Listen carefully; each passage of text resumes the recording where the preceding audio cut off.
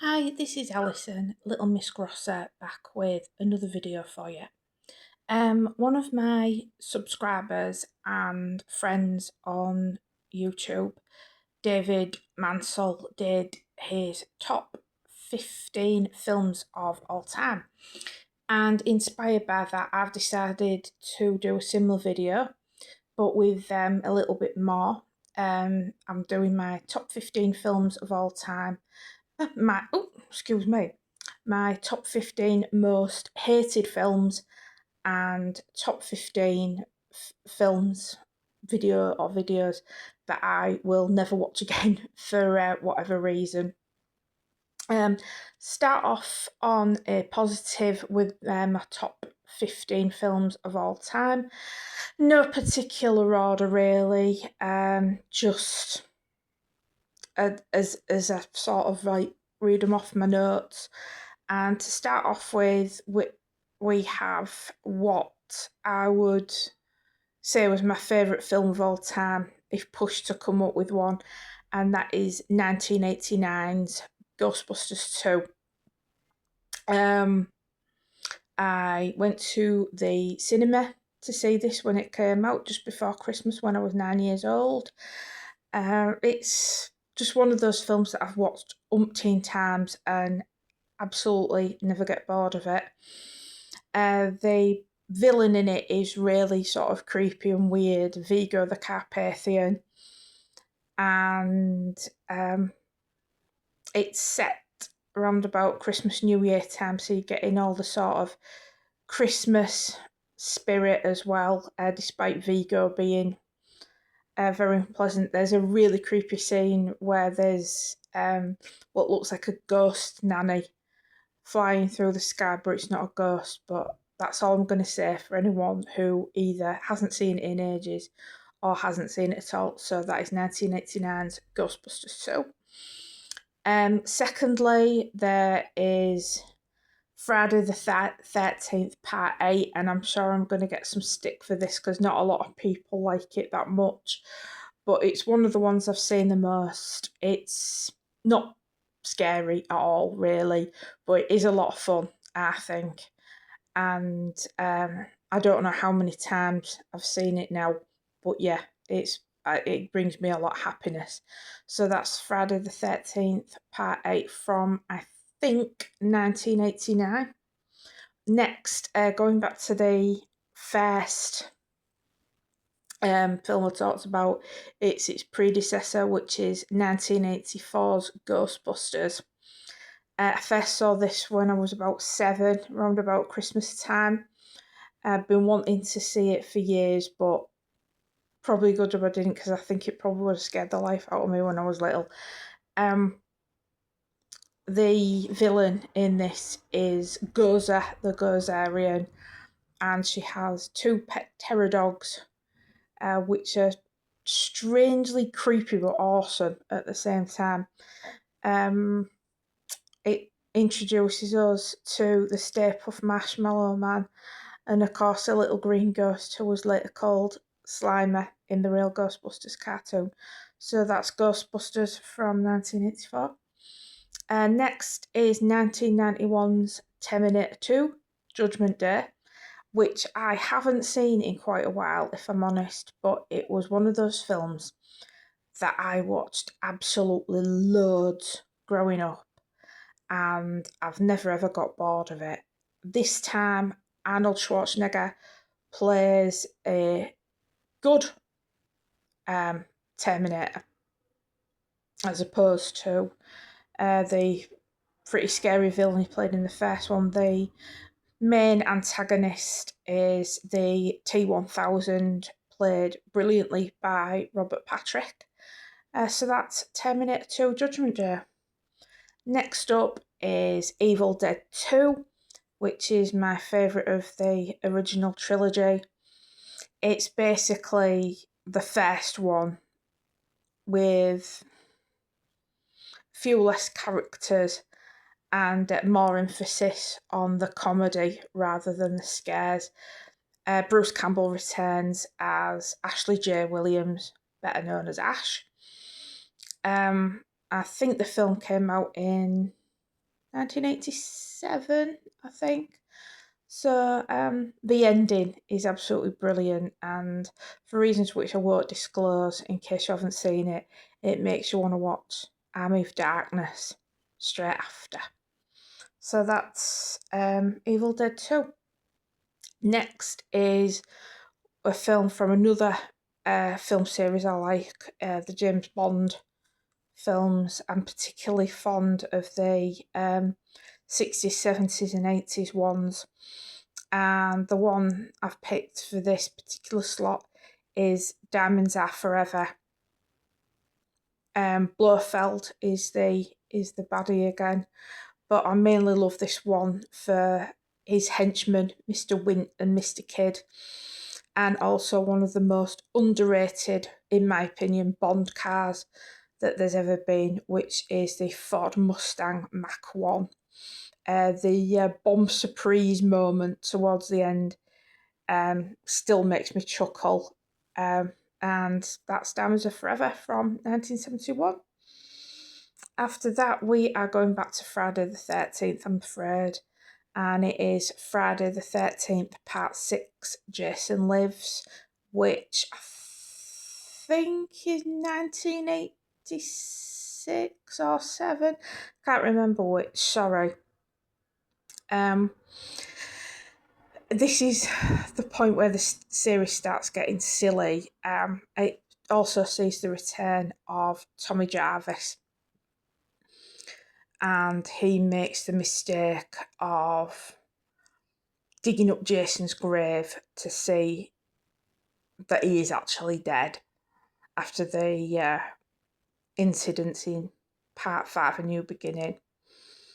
It's daft, it's silly. CJ Graham does a good job as Jason. The opening credits have a James Bond spoof, which, as a Bond fan, I find really, really funny. So that is Friday the 13th, part 6, Jason Lives. Next up, we have a film from 1989, and it is Indiana Jones and the Last Crusade, which I have seen countless times since I saw it at the pictures back when I was a kid. The death of one particular character whose name I won't mention in case you haven't seen it, I thought was really, really gruesome as a kid, but now I just kind of find it funny. Now I'm older and I've developed a bit of a dark sense of humour. It sees Indy Jones meet up with his father, Henry Jones, played by Sean Connery, and they go on the quest to find the Holy Grail. So that's 1989's Last Crusade. The next one, we're going back to Friday the 13th again, I'm afraid, which is Friday the 13th, part 3. I've lost count of the amount of times I've seen this one. It's a really fun film. The character of Shelley drives me absolutely crazy. He's a pillock. Who just keeps pranking people. It's like The Boy Who Cried Wolf. It's the first film which Jason wears his now iconic hockey mask. And it was shot in 3D originally. I first saw this film when I was a teenager and it scared the crap out of me. But as I've got older, I've found a real appreciation for it. So that's Friday the 13th, part 3. Next is another Bond film. Sorry, I tend to sort of repeating film series here, but I'm a creature of habit, I'm afraid. And it is 1973's Live and Let Die, which was the debut of Roger Moore.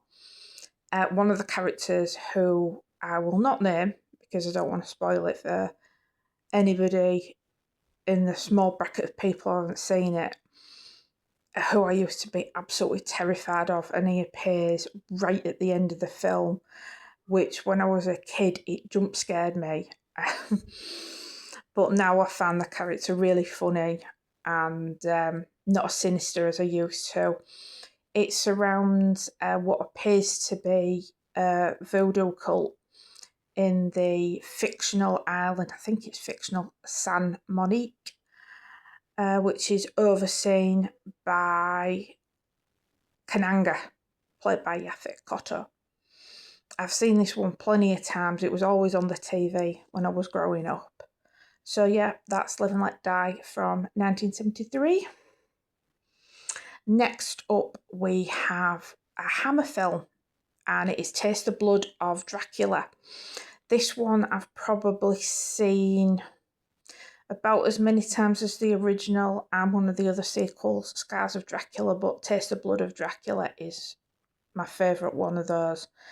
It stars Christopher Lee as Dracula, and you've also got Peter Sallis and Melvin Hayes in it as well.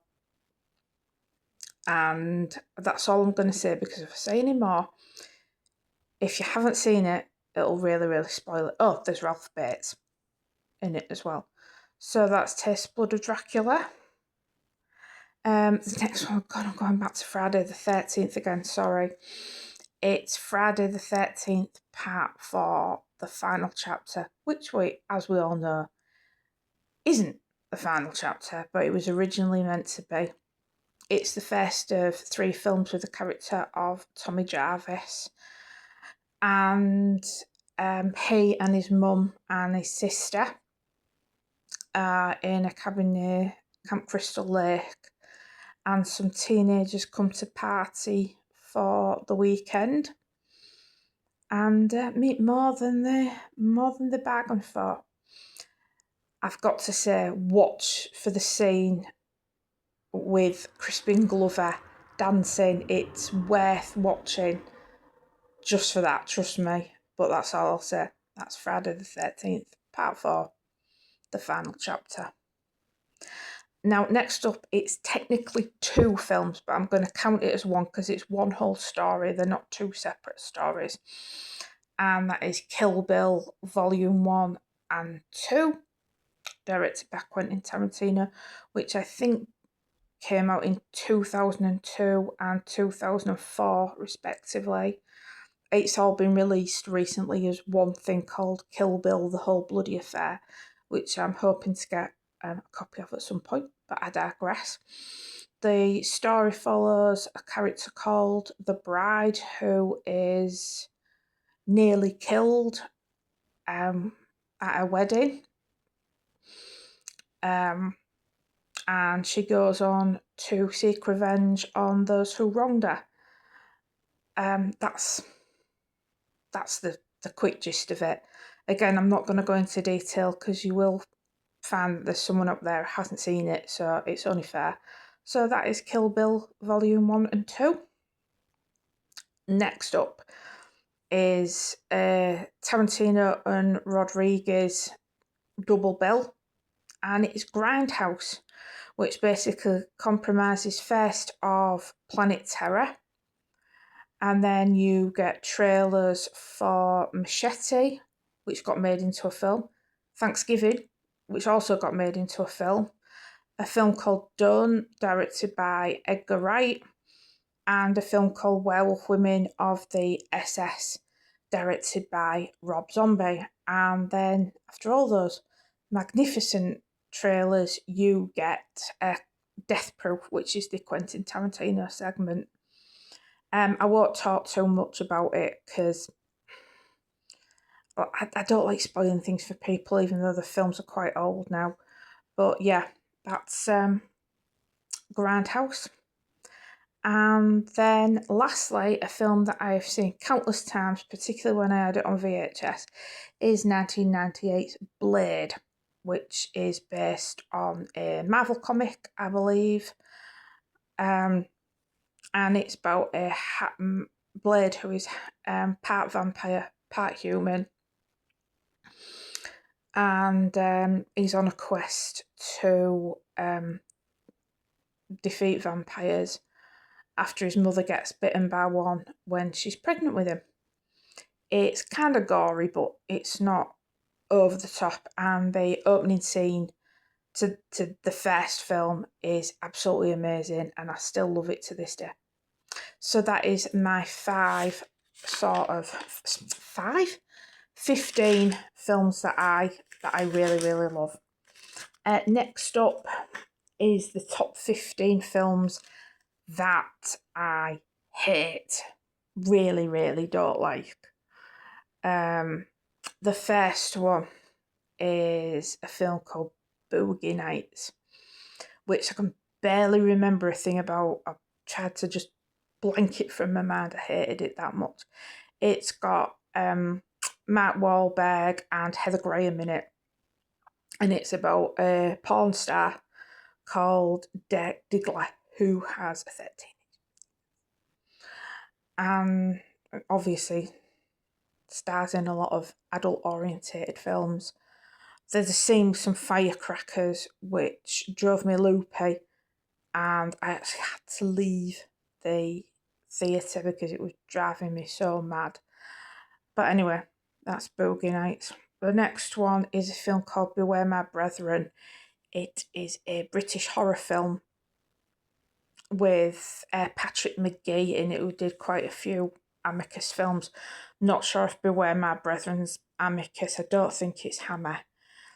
But it's just so cold and mean spirited, and the majority of the characters are insufferable.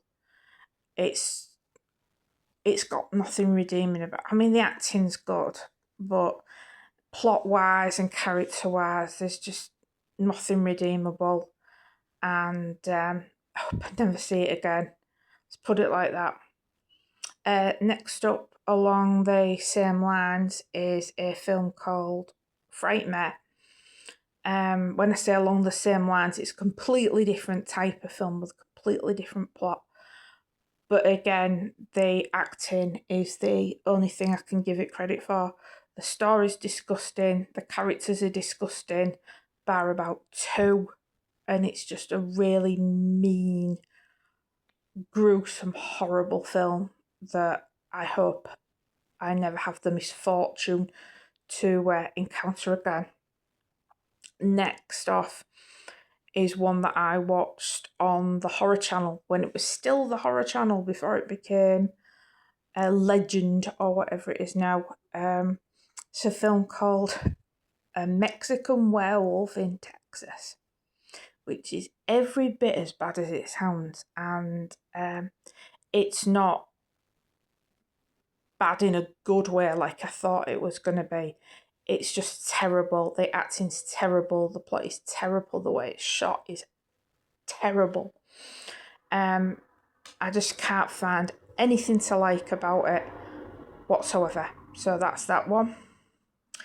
The next one I might get into a bit of trouble for in the comments, but this is how I feel, and it is Donnie Darko. I couldn't get my head around it. I thought it was artsy fartsy and pretentious, and I didn't enjoy it whatsoever. I thought it was, after everything I heard, I thought that sounds really good, I'll give that a watch, but nah, not for me. So that's that one. The next one is another one that I walked out of when it came out in the pictures 20 plus years ago, and that is a film called Three Kings, which is set, I think, in the Gulf War. But I just found the characters annoying. I didn't care what happened to them, and I think I left halfway through, so I barely remember a thing about it other than ice cubes in it, and that's it. Next up is House of a Thousand Corpses. I like Rob Zombie's music, but I really, really do not like his films. And this is the worst of a bad bunch. In my opinion, it's just gruesome for the sake of it. There's nothing funny about the gore. There's nothing entertaining about the characters. It's just horrible. All I will say is two words to anyone who's seen it and knows what I mean: fish boy. Anyone who hasn't seen it, if you want to see, you know what I mean. you'll see what I'm talking about. Thoroughly unpleasant. The next one was a film I went to see because the plot intrigued me. It's called Lars and the Real Girl, which it's about a lad who has a weird relationship with a mannequin. I don't remember much about it because it's another one I walked out of. It was so bad. I think it's Ryan Gosling in the lead role, and it just came off as pretentious and artsy fartsy again. Just nothing to tell. I don't remember much about it other than I was bored. I didn't like it and decided to go see the Rambo reboot instead. So that's that one. The next one, I am probably going to get a lot of hate for saying this, but it's John Carpenter's The Thing. Sorry, guys. I really do not get what all the fuss is about.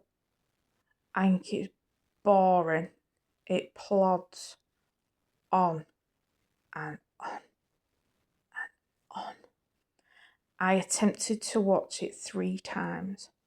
First 2 times, I gave up. The third time, I thought, no, this is such a popular film. You really should see what all the fuss is about. And I just don't like it. Sorry. Can't pretend to like something just because other people like it. What more can I say? Next is one that I liked as a kid, but can't bear now. I think it's from 1988, and it's Michael Jackson's Moonwalker. I liked Michael Jackson when I was a little kid, and I enjoyed Moonwalker. I had a giant poster for it, and I had the VHS when I was a kid, and I tried rewatching it. I think it was earlier this year, even though I don't like Michael Jackson anymore, just to see if I still got anything out of it. And all I saw as an adult was a vanity project, basically saying, oh, look at Michael Jackson, isn't he talented? And whilst that may be true, it is a complete vanity project and not something I would choose to watch again. Next up is another one that I liked as a kid, had it on video even, and it's Red Sonja. I watched it again about 15 years ago, and within about 30 to 40 minutes I just gave up, thinking to myself, why did I ever like this as a kid? And now I can barely remember a thing about it other than Bridget Nielsen and Arnold Schwarzenegger. So that's one of those ones that I rewatched from my childhood and just didn't take to. Didn't like it. But that's that. The next one is another one that might piss a few people off, but I can't pretend to like something because I don't. And the other disappointing thing for me is that it's a Coen Brothers film, and I generally like their work, but it's No Country for Old Men. It was competently acted and directed, but again, I just found it boring. And the end was just, it was like someone had chopped the end off the story. It just kind of abruptly, weirdly ended, if I remember correctly. And just huge disappointment. And I've not watched it again since, seeing it at the pictures when it came out. Next up, this really does gut me because it's a Bond film, but it's Die Another Day. What a disappointment. The first 3, Pierce Brosnan, Bond films were ace. I'm particularly fond of GoldenEye. But Die Another Day was just, it was smug. I know Bond's a bit cocky, well, he's very cocky, but this entire film was just really, really smug. Even the theme tune was crap. And the best thing about it is Halle Berry, but even she can't save it, unfortunately. So that is Die Another Day. Next up, there is a film which stars Tracy Lords. Can't remember any of the any other cast members, and it's a film called Excision, and it's about a young lady who wants to become a doctor. Her sister suffers with cystic fibrosis, and the film is just unbelievably disgusting in places. I don't want to talk about it too much, A, for spoils, and B, there is one scene in it that is sexual in nature. It's not sexual assault or anything like that, or maybe in a roundabout way it is, but there's a scene of a sexual nature which, no thank you, I want no part of that. And if you've seen it, you'll probably know what I mean. If you haven't seen it and do want to see it, be warned, it's pretty darn gross.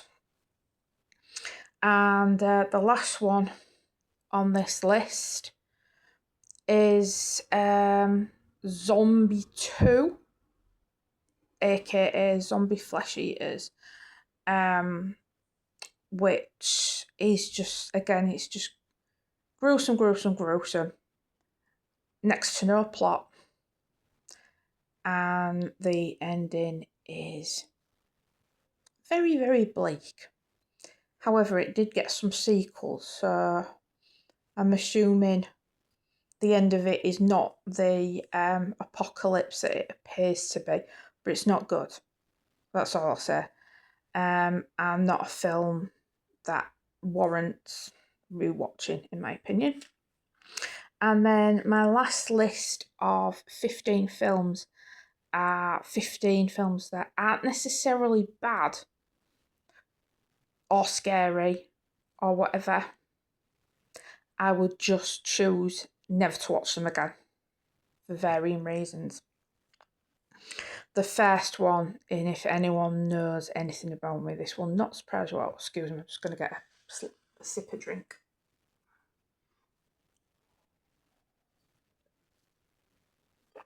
Very hot here tonight. This will not surprise anybody. It is the 13-minute smash hit video of 1983 that is Michael Jackson's Thriller. Oh my God. I saw this when I was 10, round at a friend's house because their older brother had the video. And I mean, what the...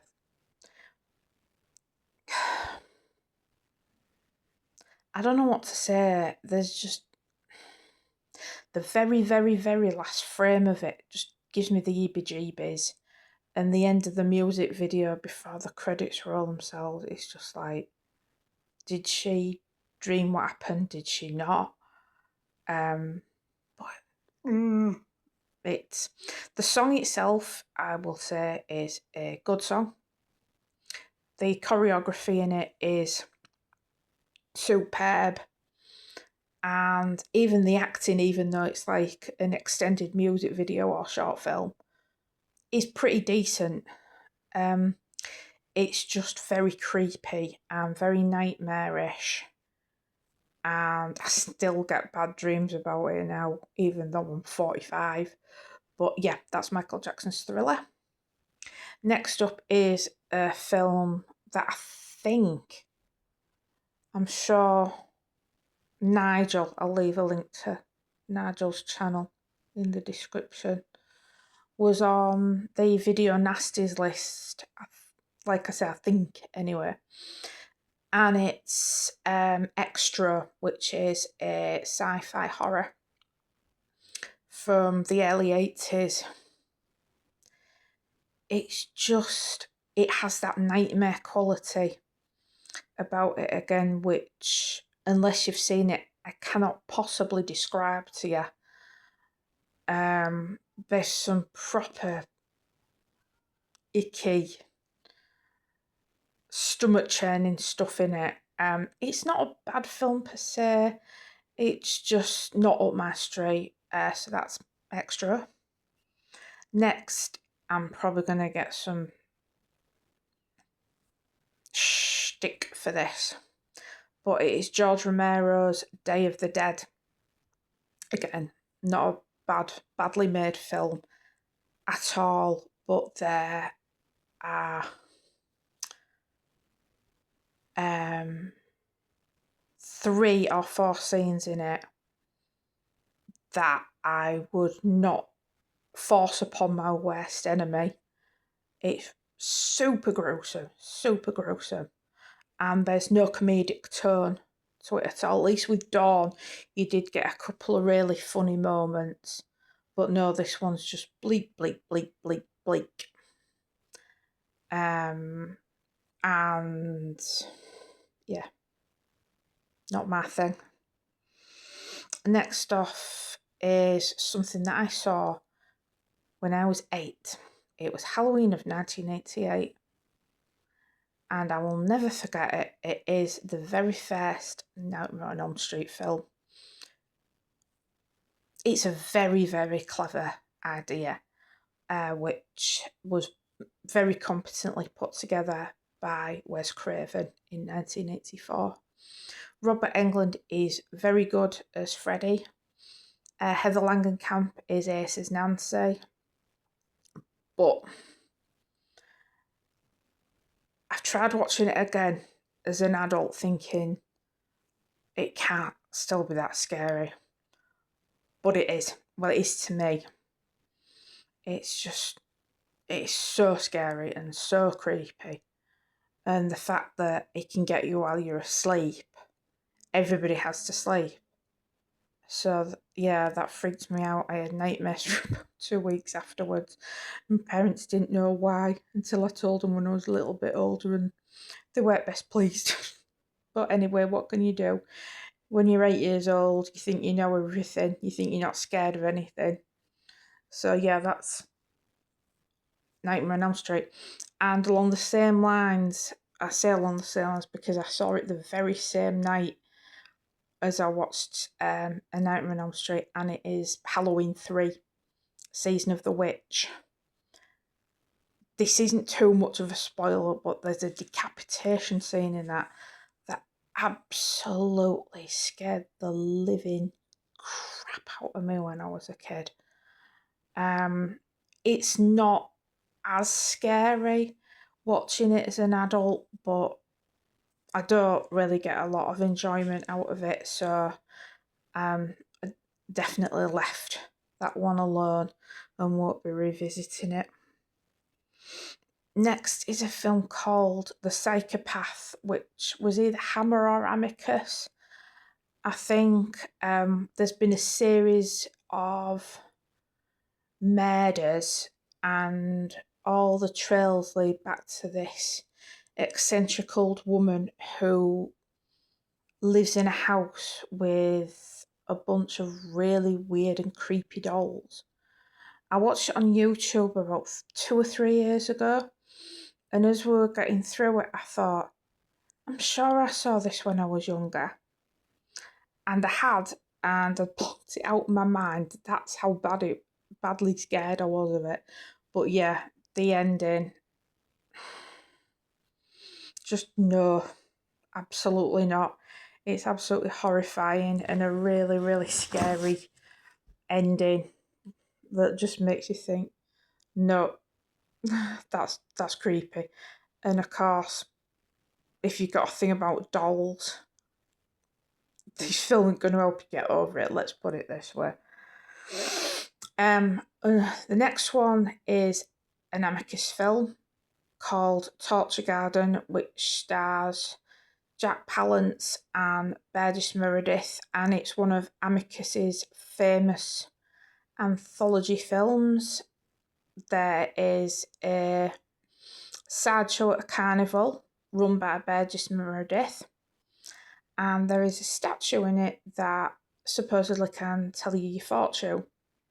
And these various people, including Jack Palance, ask this mannequin doll statue thing to tell them their fortune. And it's not good news, is all I have to say. It's really not good news if indeed what the mannequin is saying is true. So that is Torture Garden. Next up is another Amicus anthology called Tales from the Crypt. It's not either of the American TV series films, because I actually like those. But yeah, again, this one is just super duper creepy. It makes Christmas seem scary. It makes dogs seem scary. It's just everything, just stuff that I won't want to be creepy made creepy. So that is Tales from the Crypt.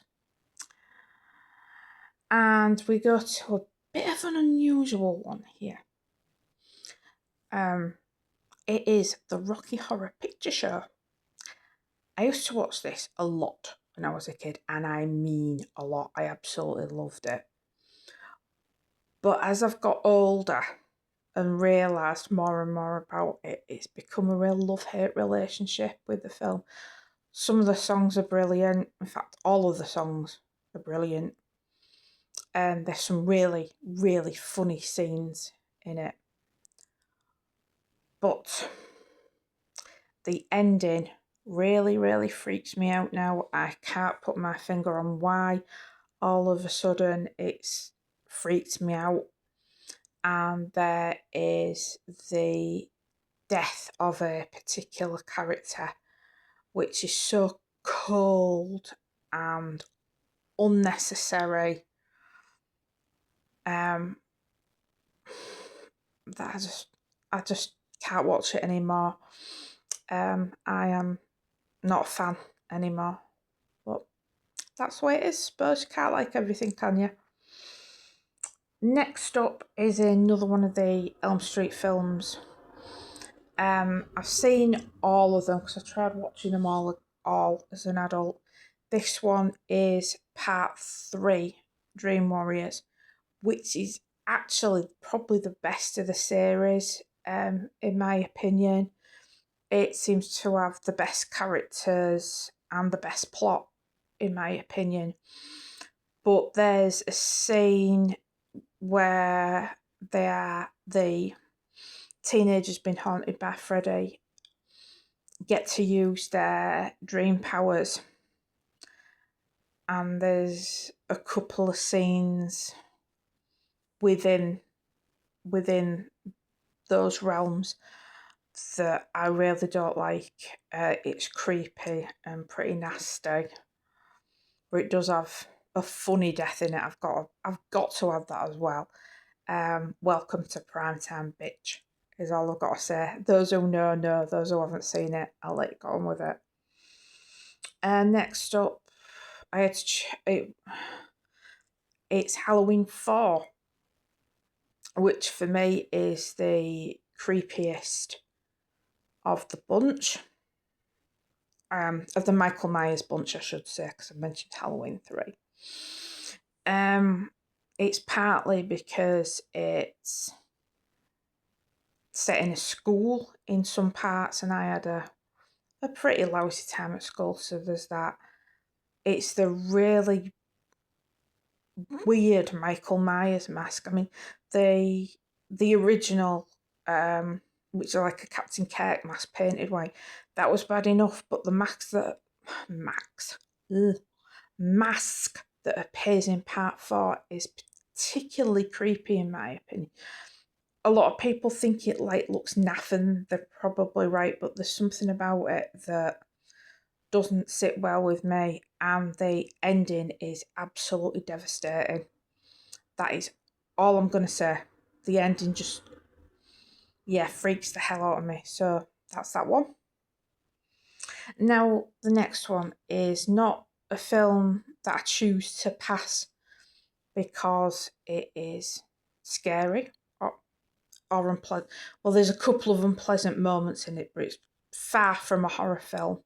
And it's 1990's Ghost. The reason I won't ever watch it again is pretty simple. The ending makes me cry like a baby. And I'm not just talking a few tears here, I am talking a proper hysterical sob. And it don't do me any good. I was sat there with tears rolling down my face, trying my best to breathe. And yeah, that's Ghost. And then the next one is for a similar reason. It's John Carpenter's Starman, which is a complete and utter step away from his usual fare. But the ending to that absolutely breaks my heart. And again, it's not just like a little cry, it is a proper full on hysterical sob, like a mad woman. So I can't watch that either. The next one is one that I had to pull out of a hat of a series of films, and it's Cult of Chucky, the last film before the TV series. Some of the deaths in Cult of Chucky are really, really gruesome. I mean, I won't say who because I don't want to spoil it.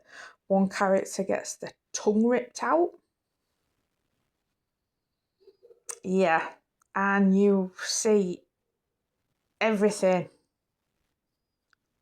and it's just, and more than one Chucky is more than I can handle, I'm afraid. And something happens, and it happens off screen, and you only hear about it. But something Tiffany does, Tiffany Valentine, Chucky's other half, is absolutely abhorrent, and yeah, just not for me. And last of all is from a series of films that is very hit and miss with me. Some of them I love, some of them I hate, some of them I'm indifferent to. But it is Hellbound, Hellraiser 2. I love the first Hellraiser. I think it's one of those things that, again, I used to be scared of, but I've watched it again as an adult and actually understood it far more than I did when I was a younger adult. But Hellbound Hellraiser 2, for anyone who has seen it will probably know what I mean when I say Dr. Channard. Yeah, don't think I need to say any more than that. And yeah, it's far scarier and far more upsetting than the first film, in my opinion. Anyway, that is my list of 45 films, well, 3 separate lists of 15.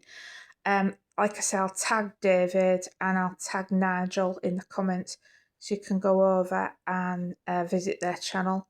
And I will also put a link in the description to Marcus's channel, because the little sip I took of my drink earlier, the little slurpy tribute to him on this very hot day. So hope you enjoyed the video. Sorry I'm looking a bit rubbish. Hope you're all well, and I'll talk to you soon. Bye.